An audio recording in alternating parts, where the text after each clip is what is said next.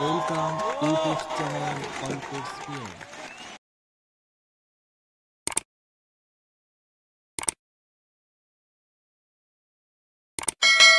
রাষ্ট্রবিজ্ঞান master of arts in political science MA PG paper political theory topic 1 legitimation and obligation video part 1 question with answers language English question why should we obey a government discuss answer The obedience to a government is not merely a legal phenomenon.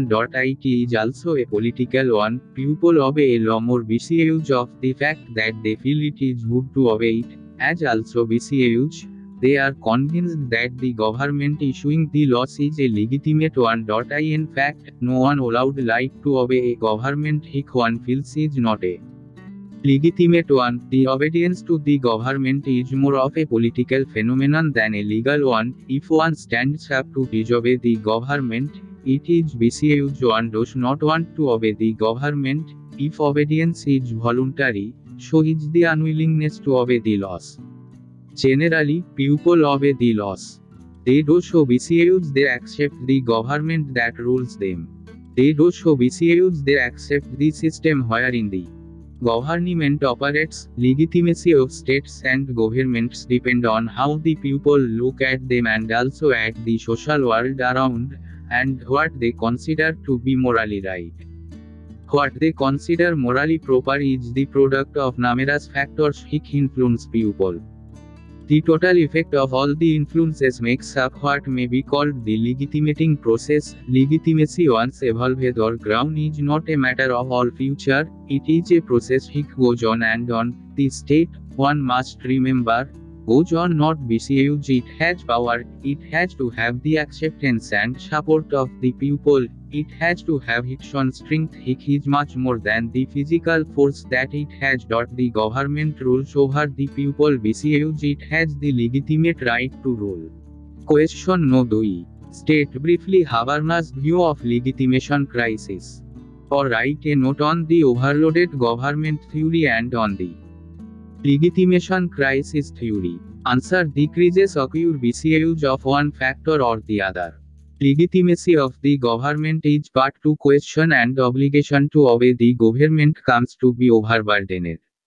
Creases, whether they relate to challenging the legitimacy of the government or people, is obligation to obedience to its laws arise, not because of accidental changes in the environment, but because of, as Jürgen Habermas says, structurally inherent system imperatives that are incompatible and cannot be hierarchically integrated. Habermas holds the view societies experience 4 levels of crisis: 1. Economy, 2. Rationality, 3. Legitimation, 4. Motivational.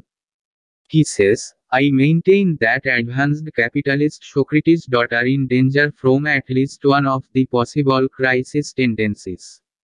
The administrative system does not produce the requisite quantity of rational decisions, or the legitimation system does not provide the requisite quantity of generate motivations, or the socio-cultural system does not generate the requisite quantity of action motivating meaning.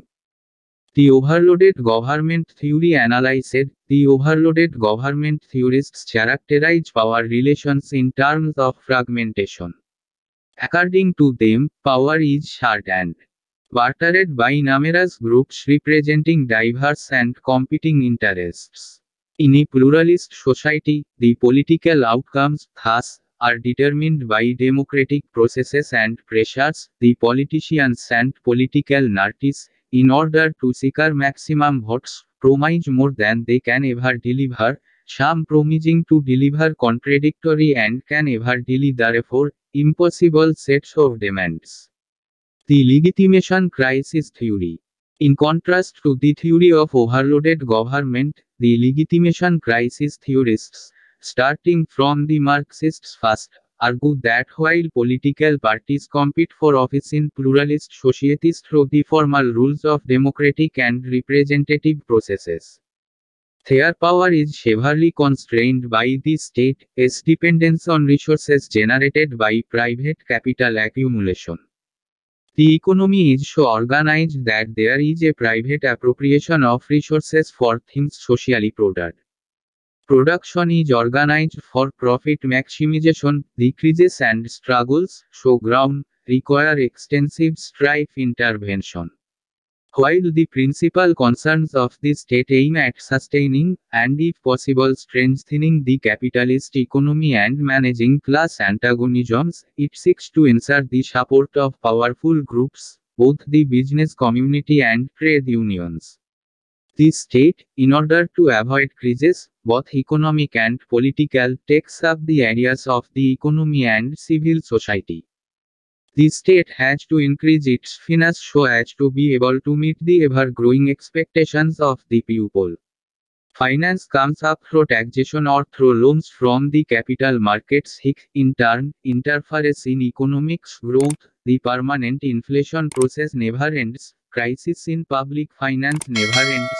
The system is always under stress and strain. Legitimacy causes to be doubted and obligation is always at stake.